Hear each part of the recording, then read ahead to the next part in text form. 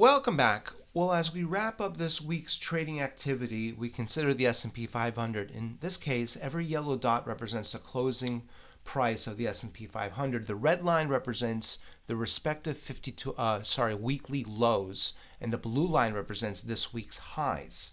Now we can see over the past couple months, specifically starting in the beginning of January when the S&P 500 was traveling to the upside, we can see these yellow dots tend to congregate near the upper end of the range, near the blue line. But when the markets have turned south, which it looks like at least in the near term, they've turned to the downside, we can see this week's trading activity has really congregated near the lower end of the range. And today actually represents the weakest day of the week, closing right at or near the low of the week. Now, the red line in this case is the S&P 500. The white histogram bars represent the Friday's close as a percentage of the week. So in the past, in the month of January, we saw the S&P 500 was traveling higher. It closed on Friday during those strong markets right near the weekly highs. But now we can see that as the S&P 500 has turned to the downside, it has closed right near the lows of the week. And that really is a very telling indicator as far as the strength or weakness of the market. Strong markets, like we saw in November, tend to close near the highs of the week on Friday. Fridays tend to be strong closes, and they close near the entire week's trading activity tends to be at the top of the week on Friday. But conversely, when markets move to the downside, Friday usually turns out to be a bad number. Well, we can see once again the S&P 500 this week closing the Friday, today's close, right near the low of the week. Consider the S&P 500 in terms of the individual components. Every yellow dot represents one stock in the S&P 500. This is displayed on its RSI, Relative Strength Index. So the middle line over here represents a 50% RSI, basically a neutral stance. The lower black line represents 30, and the upper black line represents 70%. What we can see here is a vast majority of the stocks are between 50 and 30, which means overall they have quite a weak stance.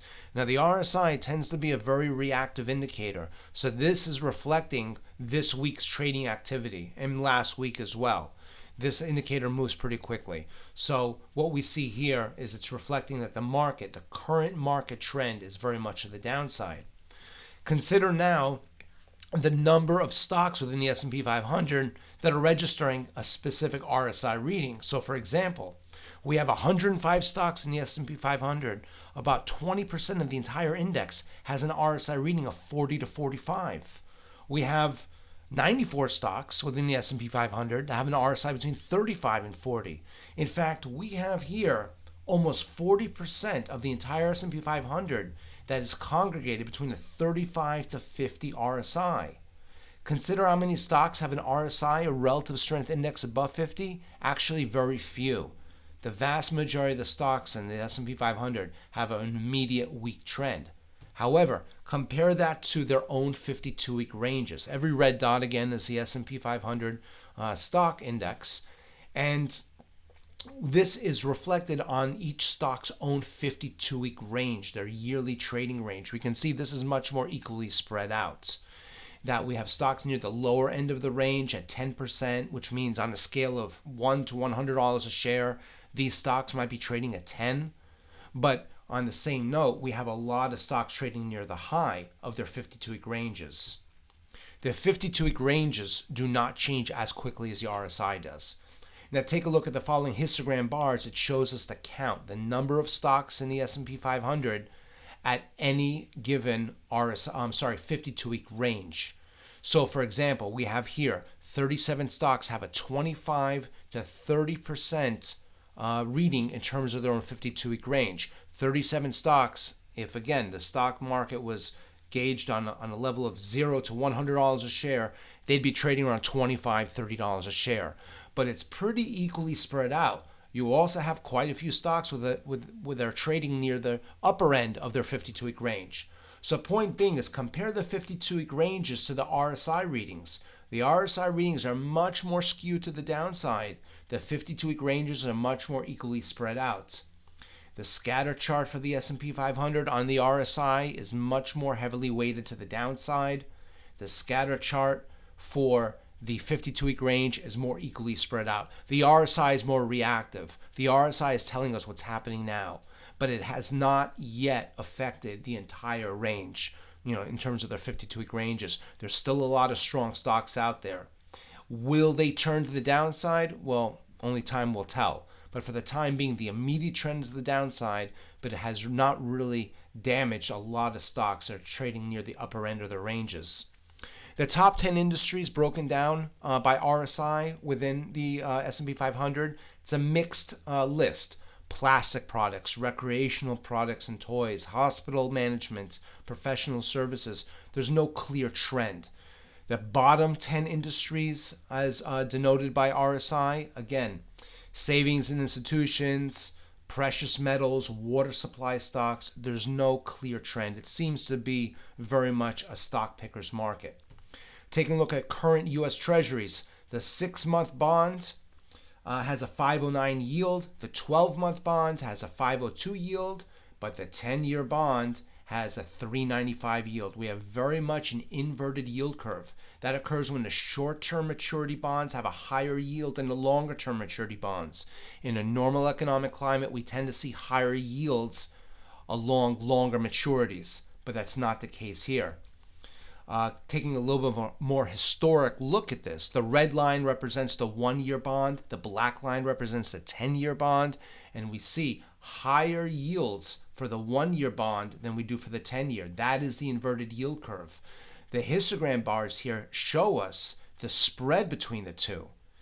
Before we had the inversion, let's say April of 2022, the black line, the 10-year bond, was well above the red line, the 1-year bond. We had very much a normal yield curve. We had about a 1% extra percentage point on the 10-year than we did on the 1-year. But now that has changed. The red histogram bars show us the inversion. And we actually have quite a large inversion, probably one of the longest inversions we've had so far. Now, eventually, of course, we would expect that the black line, the 10-year bond, will travel above the red line, or the red line will cross back below. And only time will tell how that reflects to the stock market. We've seen similar instances in the past in 2008 and 2001. However, we can't use history as, we can use it as a guide, but not a guarantee that we will repeat history in those specific cases. But it is very noteworthy to mention that we have a very, very wild yield curve.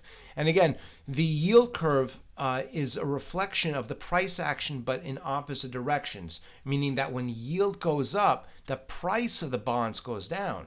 You see, the 1-year bond is so high because the bond market has to offer a 5.07 yield in order to attract investment capital, because most traders and investors don't want to buy the 1-year bond. They're probably very pessimistic.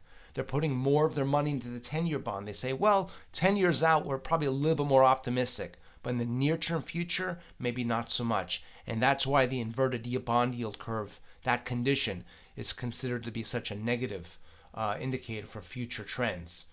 Will the current stock market activity confirm what the bond market's telling us? Again, only time will tell. But every Friday, we'll do our best to revisit these charts and many more, and make note of any noteworthy changes along the way. We hope this has been helpful. We look forward to seeing you back soon.